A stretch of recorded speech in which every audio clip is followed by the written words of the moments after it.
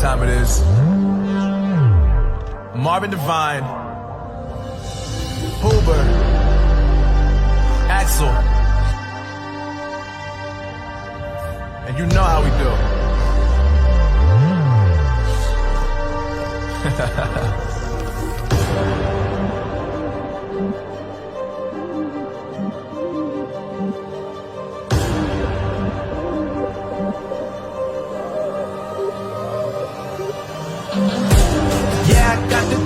Yeah, I got the juice. Whip game cool, make them look like cool. Always play cool, that's the biggest rule. Forget what they doing, keep on doing.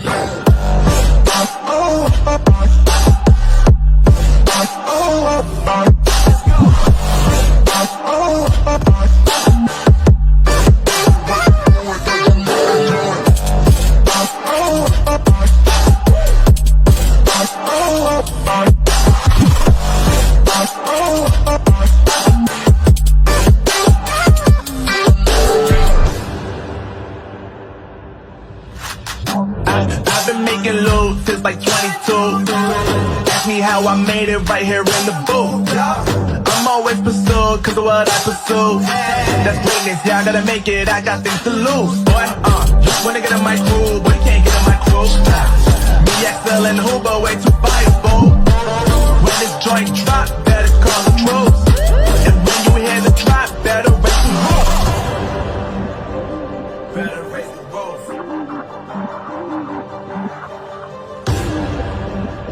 You already know what happens when we link up.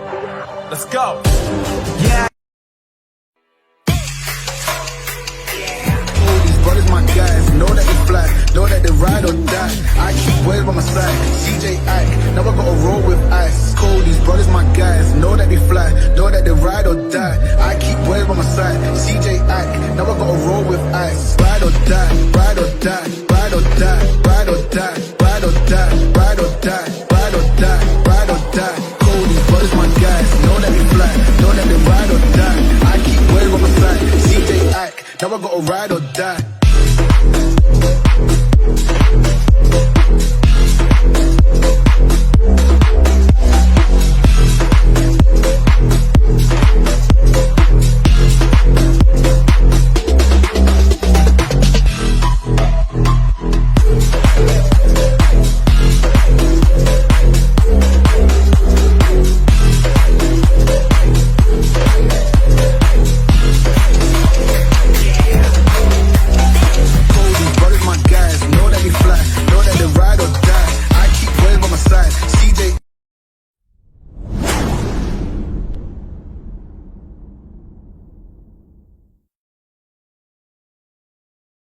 Y'all ready for this? Yeah.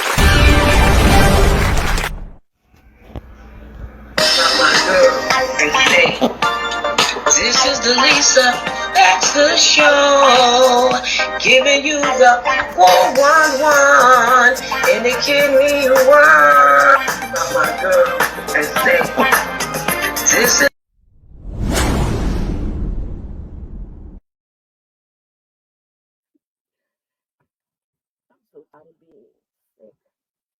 Like I've been sick for such a long time. And first they say you got kidney disease. Then they say you got to go on dialysis. Then they say you might die.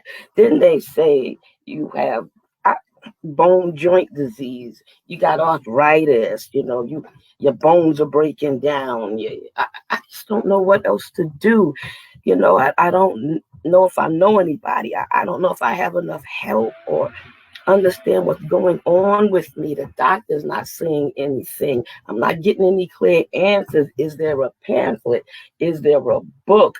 Is there a person or something? I just don't know what else to do. Oh, wait a minute. I was flicking channels the other day and I saw this lady, Lila, Licky. Oh, yeah, it was Lisa Baxter. Oh, that's right. She write books and she's been all types of sicknesses, her and her family. So you know what I do? I think I'm going to call her because this is the Lisa Baxter Show, giving you the 411 in the kidney world. Hello, everybody. Happy Sunday, and I hope all is well. Oh, my. Oh, man. All I know is many are the afflictions of the righteous, but God shall deliver us out of them all. Oh, taste and see that the Lord is good. Blessed is the man that trusteth in him. I've been young and I've been old, but I've never seen the righteous forsaken, nor a seed begging bread. Take hope in God. Take hope in the Lord, and he is a true healer and deliverer. We are going to start the show. But I had to tell you because that's who kept me all this time. Through the ugly, the good, the bad, and the sweet, and the fruitful, and the triumphant. All right, now, I have a nice guest, a wonderful guest for you. A man that's been in law enforcement for a long time. Oh, man, he has a BA in criminal justice, okay? He works with the crowd. He works in the streets. He's running for sheriff. Oh, I'm going to let him tell his story. Oh, my gracious. He is just, a BS. He is just a man. He worked in the VA police department for 12 years in the city jails. He's was a veteran. He dealt with Desert Storm. He's dealt with a lot. And he still got more to give, not just because he gave for his country. So now he's giving for his state and where he lives. I'm not mad at him. I would like to introduce Mr. William Bennett. Welcome to the Lisa Baxter Show.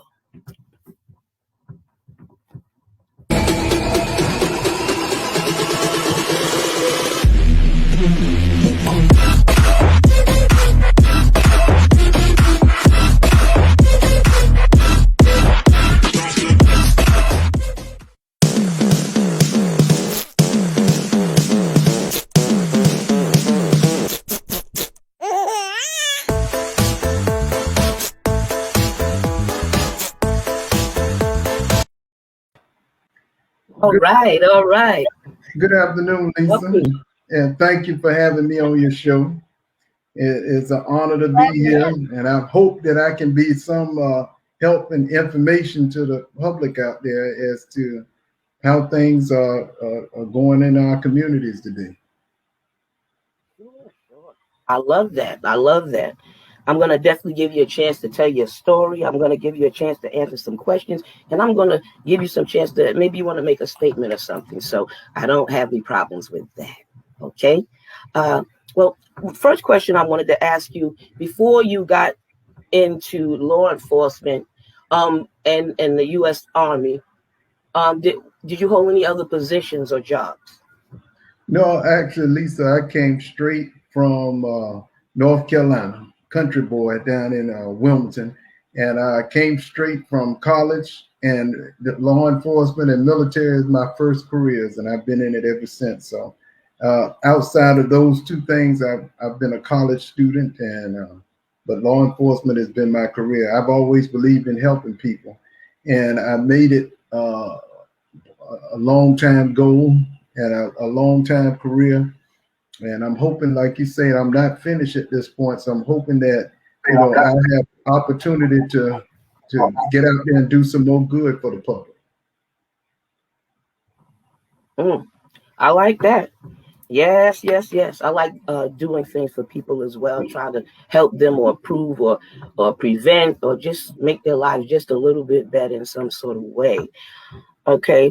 Now, well, how was the Army experience? And then I would like to know, how was your college experience, if that's okay? Oh, you start with the Army. That you missed the best part. My college experience was the greatest. Having fun. You go either way with it. But yeah, let me go back to my college experience. And I started out even back, and I'm gonna even go back a little bit further. When I was a young boy in the Boy Scouts and the Cub Scouts and all of those things. I've always believed in helping the community. I've always been a servant to the public. I've always, from a young child all the way up through where I am now, I've always been in service. I started out, like I said, as a Cub Scout and moved on to a Boy Scout, joined ROTC. Then I got into my young adult years where I was not only I joined my fraternity, which does a lot for our communities, but I've always done, had a background of service. I've always had that passion to help, even on campus, helping out with cutting grass for some of the professors, the older professors that couldn't get out there to do those type things. And it just followed me on into my career to where I am today.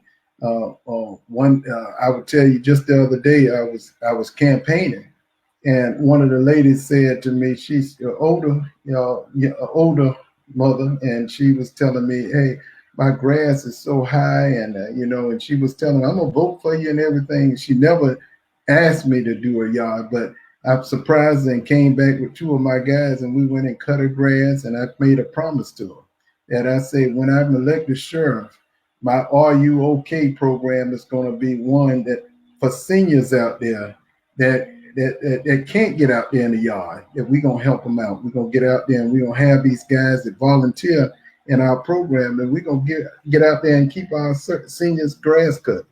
My military career, I would tell you, I started out not even dreaming about being in the military. But because my parents, like I said, we didn't have a whole lot.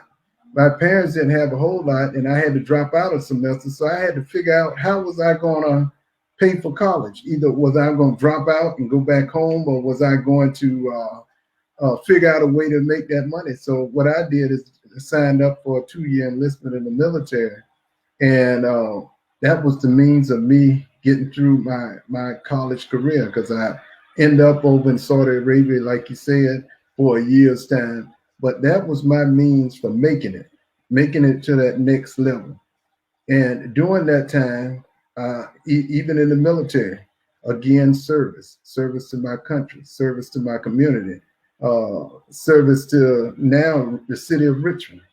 And that's my goal. It's always been about service. And that's the only way that we as a public is going to make our communities better. We all have to work together to be a part of making things right.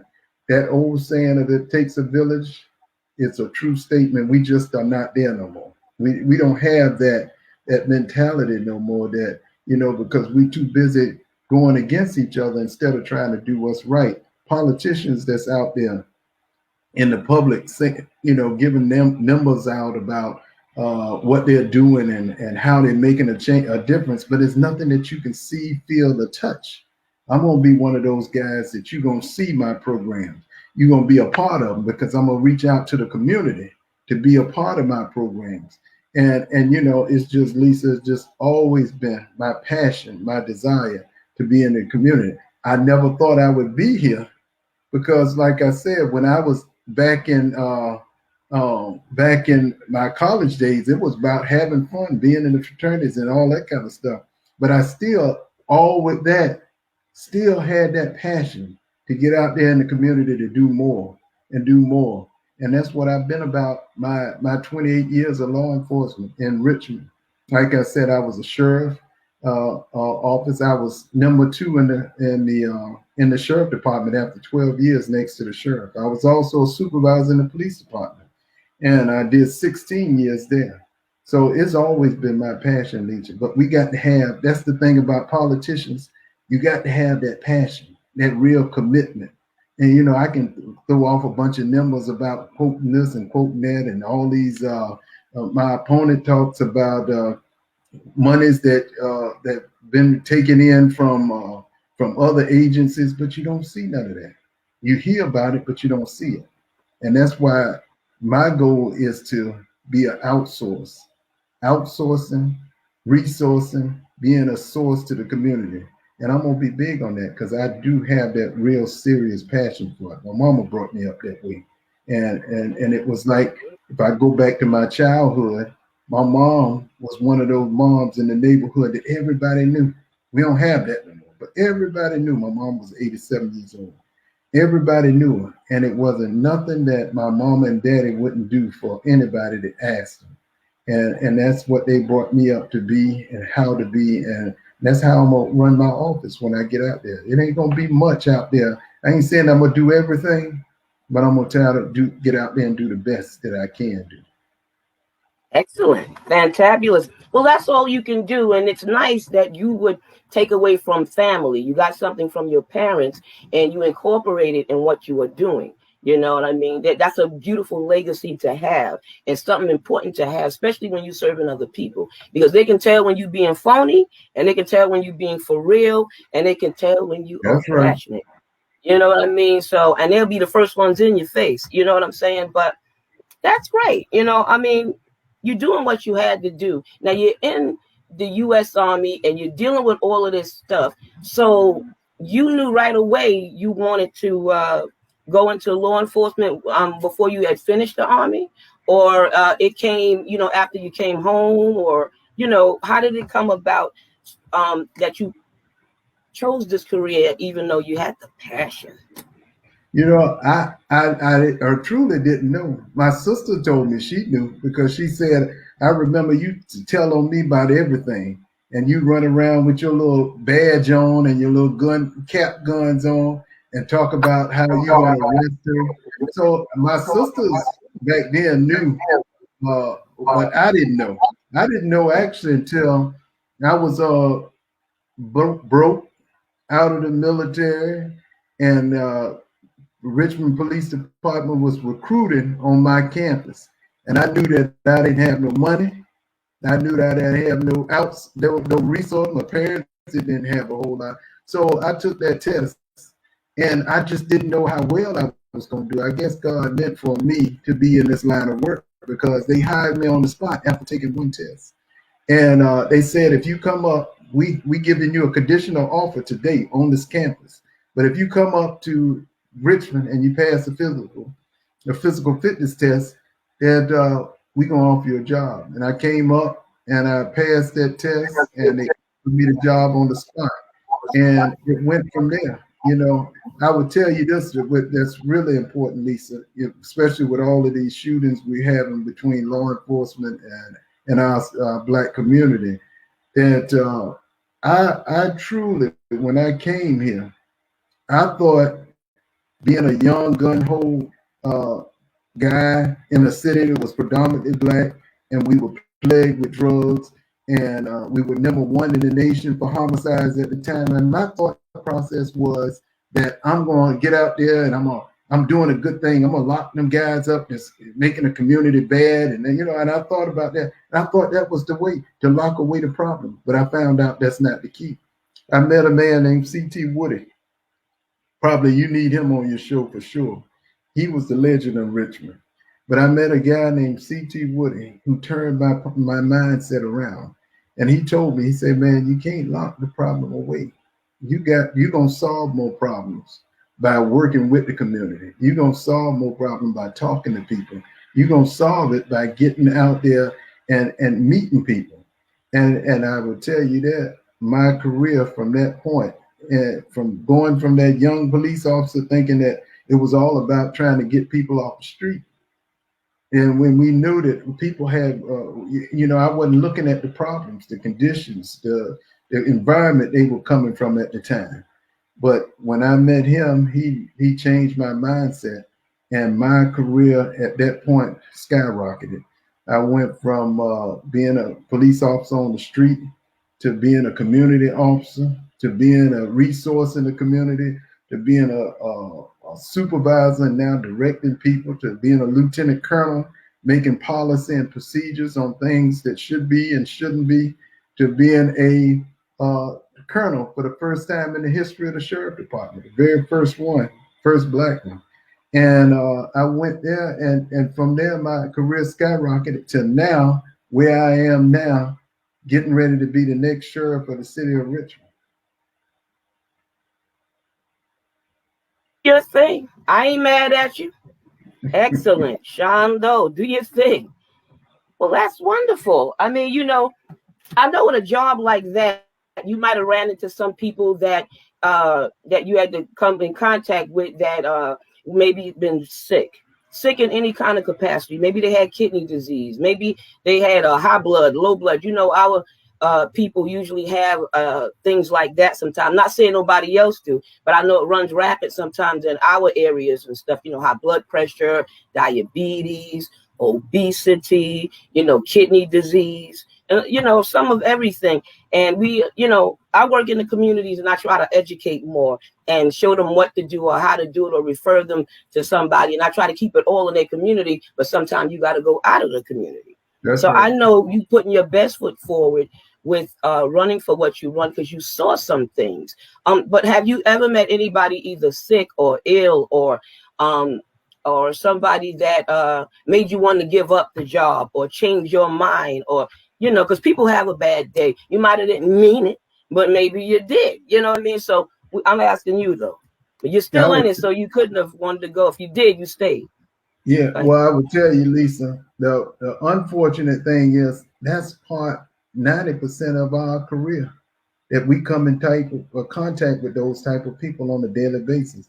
There's been many a times that I've received calls that when I knocked on the door, the person couldn't get out, they had fallen inside because of their blood pressure went up and couldn't get up off the floor.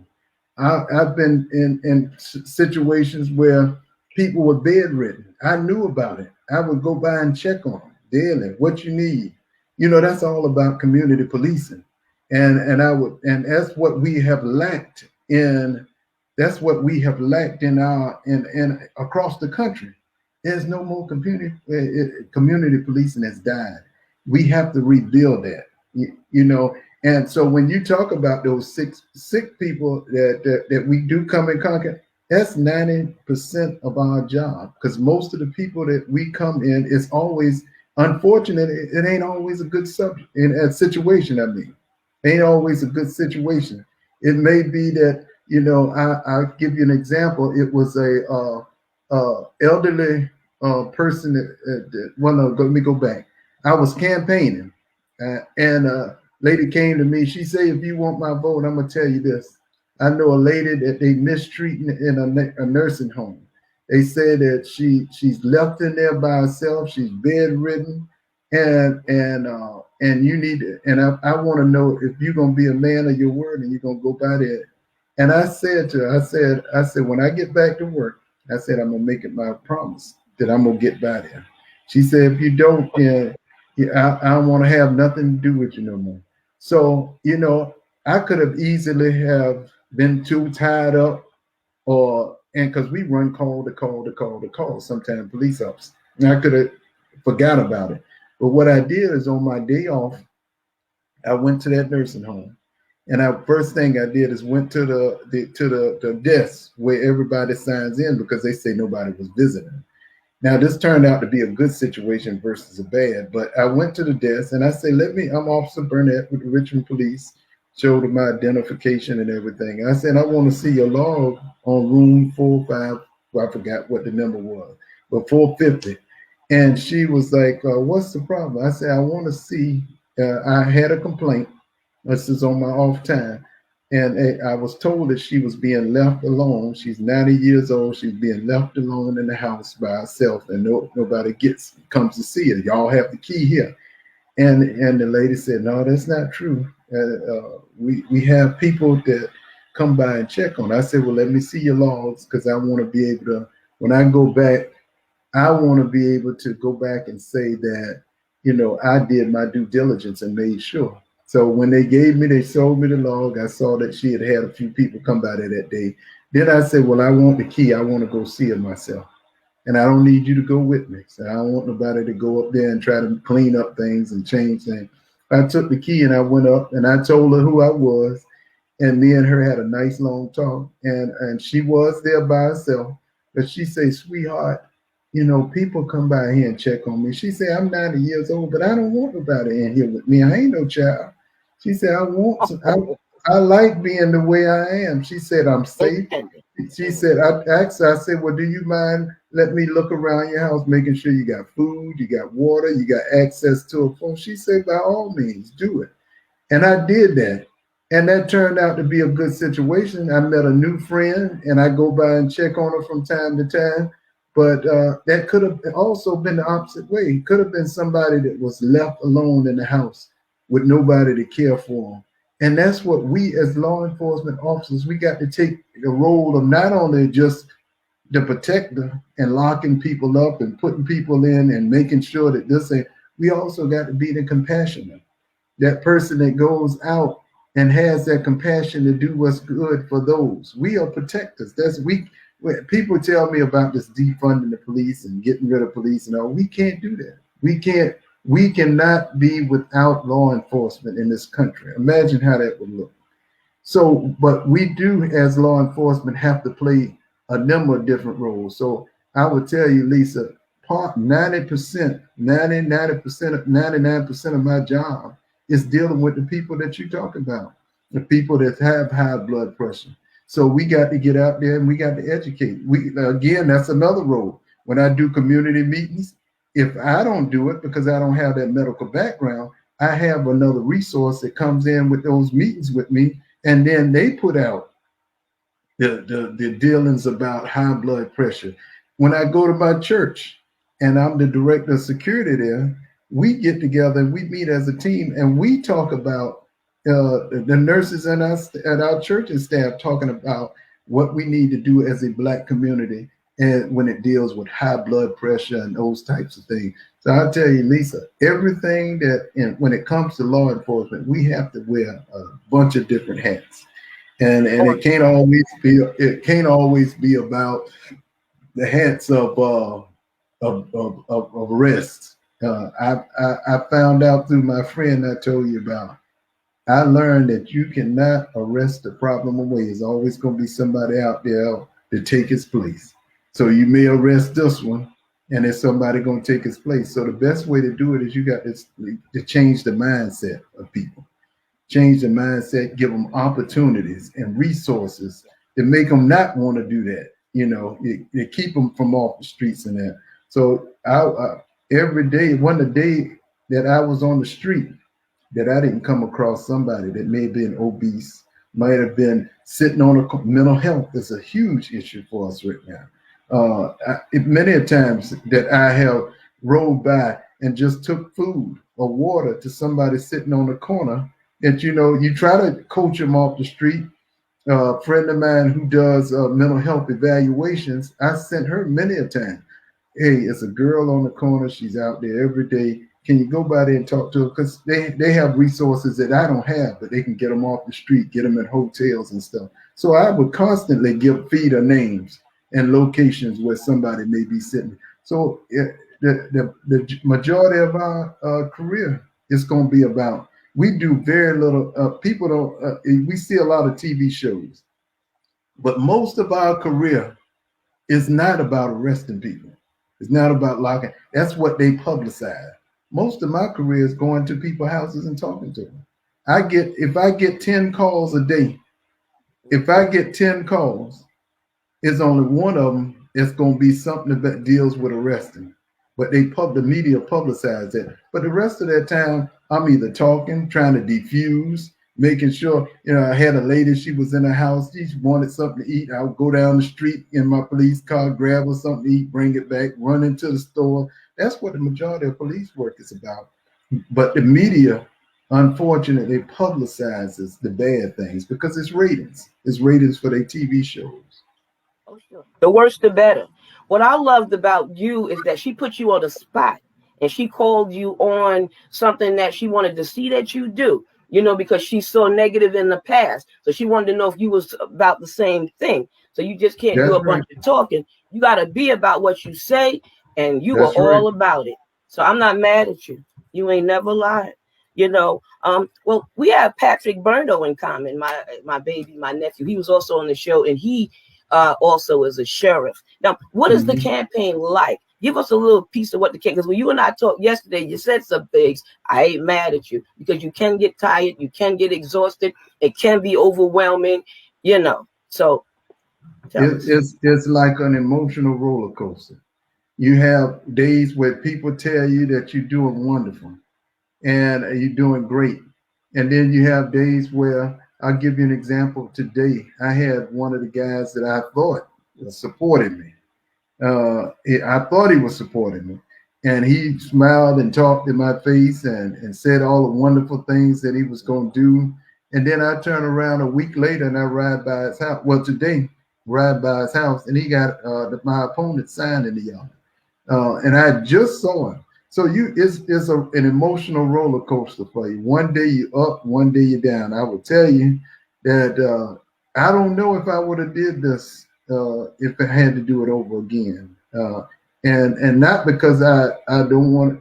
I tell you, it takes a lot out of you. But I have an excellent group of people, to include your nephew. Excellent group of people that's dependent on me. And what motivates me and keep me going and make sure that I stay on that path is every time I come across a senior or somebody in the community, and I have the opportunity to, like I say, just as simple as cutting grass, do something and see the expression on their face and see how important that simple task for me was, just getting out there cutting grass for about 30 minutes. But what big of a difference it made. That's what keeps me motivated. That's what keeps me going and pushing in the direction we're going in. And so it's emotional, but I'm here and I'm gonna keep on driving. I ain't mad at you. I like driving now. Now, what is your future plan? Or I believe that you're going to get this. You know, I believe and pray that you're going to get this. What's the first thing you would do when you are in office or elected for this position of sheriff? There's a couple of things that I have to do, and unfortunately, my opponent that I'm running against, and your nephew is a prodigy of just seeing what's going on down there, have taken the sheriff department in a different direction. The assaults are skyrocketed through the roof. Inmate got six other inmates jumped on another inmate just yesterday, attacked him, stabbed him in the face, beat him up really bad. Assaults on deputies have skyrocketed. We have one female that has had inmate warm some water up in the microwave, threw it in her face. Another one got slammed on the head, teeth knocked out, nose broken. This is what's going on in the Richmond Sheriff's Office. It's no control. It's no leadership. It's no direction. And the first thing that I have to do as sheriff is get control of the facility. We have to get not only get control, but I also got to support my staff, because if I don't support my staff, then my staff ain't gonna support me, and then that ain't a good outcome for the people that we are charged to oversee. So it's getting in charge and taking control of that facility, because it's a complete, I'm just gonna call it what it is, a complete mess, and it's out of control, and it's a dangerous situation for both staff and inmates. And that's going to be my first thing that I do walking in. Now, once I'm settled, I'm going to start focusing on something that I promised the people. And that's to start going, supporting our youth out there in the community. Our youth is our most valuable commodity. And unfortunately right now, especially the black youth, we've got to get out there and do more for them. And it's one of the things that I'm gonna put in place is a program that's going to lead into a boot camp style program that starts out for 6 months to get that structure, that discipline, and that understand. And it's also an alternative to judges. We want to keep our kids out of the system, so that I'm going to put that program in place as a judge to say, Judge, you sentence him to me, not sentence him, but give him to me. Let me give him that structure. Then we're going to go into that long-term, after the 6-month long-term mentorship program. And that mentorship, we're going to start it at an early age, early middle school, all the way till you graduate. And then we're going to help you either get to where you want to go, whether it's college, whether it's military, whether it's trade school, all at the same time partnering with people in the community, because we want people like people in the community to come back and help support our plan. I'll tell you another thing that I'm gonna do that's critical to our is helping people that have had a past. You know, a lot of time people don't want to give people opportunity because they had a past. I've got a past. My program is called Bounce Back, and I got the name from Bounce Back from my friend from 5 years old who had been arrested. I can't even count the number of times I arrested. He's probably watching today and I'm talking about it. But he told me that when he got out this last time, he's going to get his life together. He's going to go in, and he's been out, got his own truck. He's out a trucking company, and he's doing well. And I named the program because what I'm going to do is give people, I'm going to hire people from the community on the sheriff department. And I want to be the example to others out there to give people opportunity. Just because you've been locked up, you can't be locked out. And that means I have to give people an opportunity, because if we don't give them opportunity, then what they're going to do? They're going to reoffend. They're going to cost us tax money. But if I can reach somebody, I can hire them and put them on my community relations unit. And I'm changing the community relations unit to community engagement team. And because we're going to engage the community. And when others see people like that have had a past in the community, working with the sheriff department to do some good things, they're going to say, well, if he can do it, better chances of me doing it. But at the same time, I'm a partner with other 8 people in the community. So that's going to give not only my agency as the example, but what about the mechanic down the street? What about one of the things I'll tell you real quick, Lisa, was when I first took over as lieutenant colonel in the sheriff department, first thing I did, we were spending taxpayers $35,000 a year on taxpayers just washing cars. Now here I got 1,100 people sitting in a building with nothing to do all day. So what I did is I went out and bought all the equipment that you can use to detail cars, everything, vacuum cleaners, all that kind of stuff. And I pulled guys out and I put them on a detail, and they started detailing our cars. We saved $35,000 a year. But the kicker is today, 3 of them got their own detailing businesses right now. And that was 6 years ago. That was 12 years ago. So you got to give people a direction. There's no direction down in that. No direction, no guidance, no leadership. And if you don't have that, you're talking about the place is a disaster. And that's what it is, a total disaster right now. And I'm just going to call it what it is. Not because I'm running for sheriff. Yeah, not because I'm running for sheriff, but because that's just what it is. So, those going to be my 2 key. I got to get that control, because if I have no control, then the place is dangerous.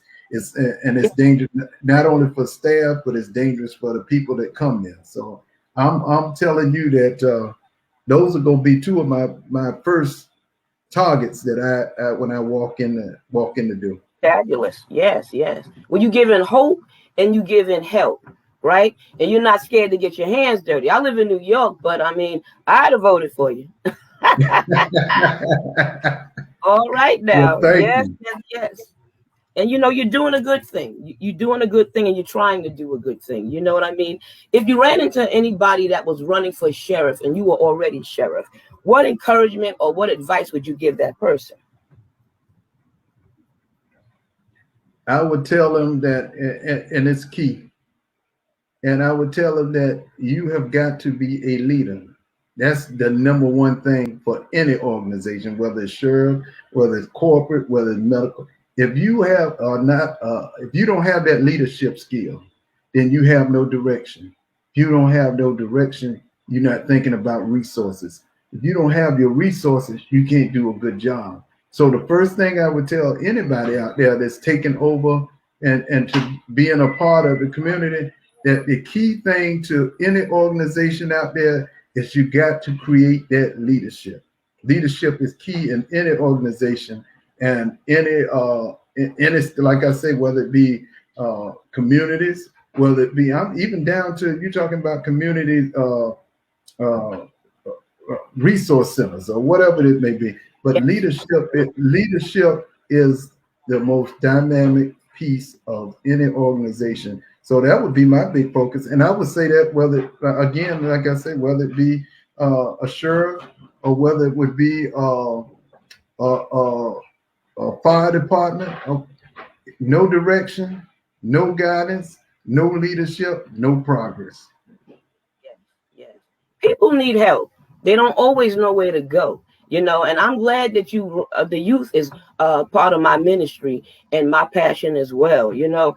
And I volunteer in the juvenile justice system, you know, and teach religious studies and things of that nature. But I just always loved kids, and I always, even when I was a counselor. But I like that you trying to put programs in place. You have to give stuff a chance, and sometimes it's little, but then it comes to be something big. Once a few of them join, and some of their friends would join. But you know, sometimes they say, "I ain't going in there. That ain't cool." Whatever they say, because you are making a difference, somebody's gonna walk in there and their life gonna change, like you already been changing lives. So that's a very, very, very good thing. You fix something about a person, they might have 5 things wrong. You gave them you fixed them with their health, but now they don't have no money. You fix that, now they don't have no place to live. So sometimes you really got to try to fix the whole man or the whole woman or that whole family. You can't do everything, but if you can fix the main stuff, the other stuff can come along. So I love that you're running. And I love that you're always out there. I look at and saw your on your Facebook page, your team, your camp, and you in the trenches kind of thing.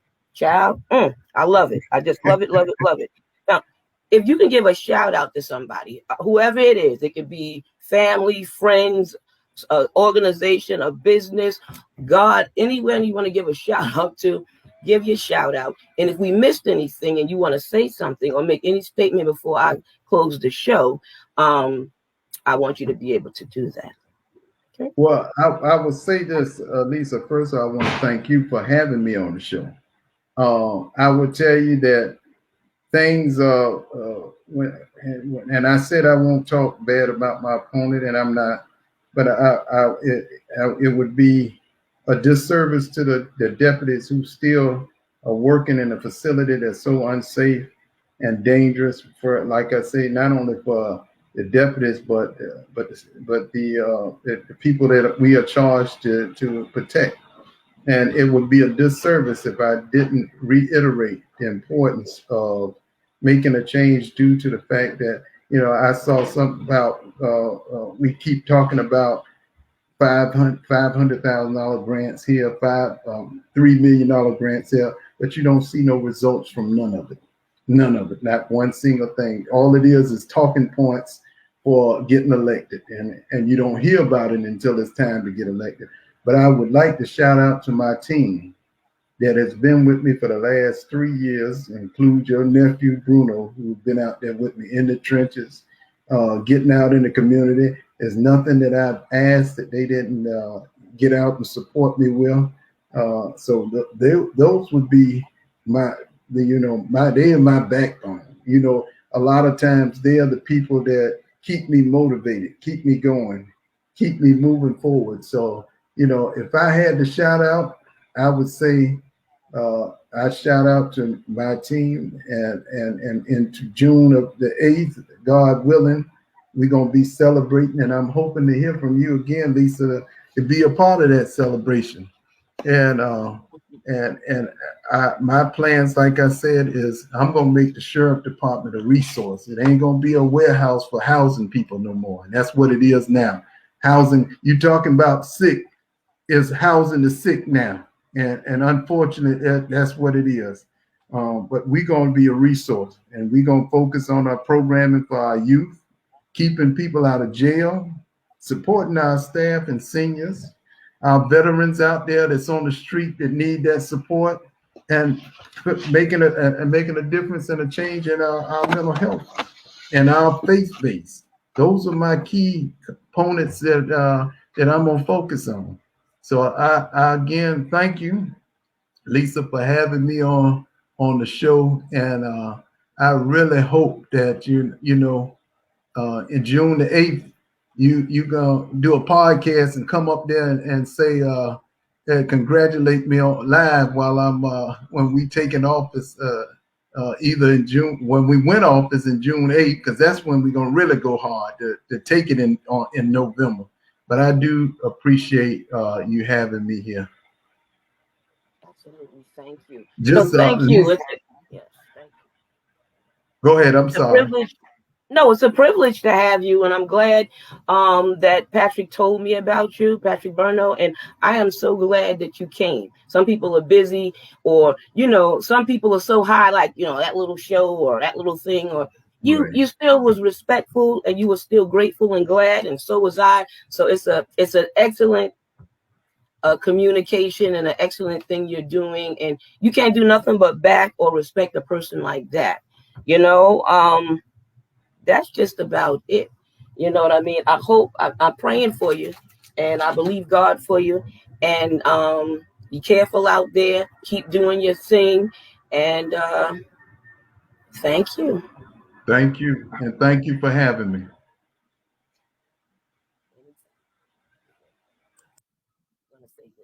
Okay, guys. Did you enjoy that or what? You know what I mean? So every officer isn't bad. You always got your good and your bad. Just like people sometimes act like we are terrible. All of us are terrible. All we do is have kids, and all we do is steal from the government or welfare or whatever. But whatever your situation is, if you needed that welfare, you needed it. You know what I mean? Whatever you need, you needed it. So you just don't want anybody putting no label on you. But thank you for being a part of the show tonight. Thank you for sharing this, Karen. So share this, please. Make it go viral, and have an excellent night. Next week, I have Sharon Turnage is going to be on the show. And boy, if she don't have like 4 degrees of everything. I mean, she's a substance abuse counselor. She's a social worker. I can't even name it all, but she'll be here to tell her story herself. And I thank you again. God bless you again. I love you always. V for victory and peace.